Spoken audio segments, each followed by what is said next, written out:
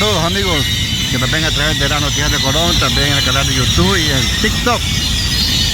Mire, estamos aquí en Tocoa, pero usted escucha que es más fuerte el sonido de las aves, en donde aquí siempre fue su hábitat natural, pero que ahora prácticamente está destruido porque hay bulevar.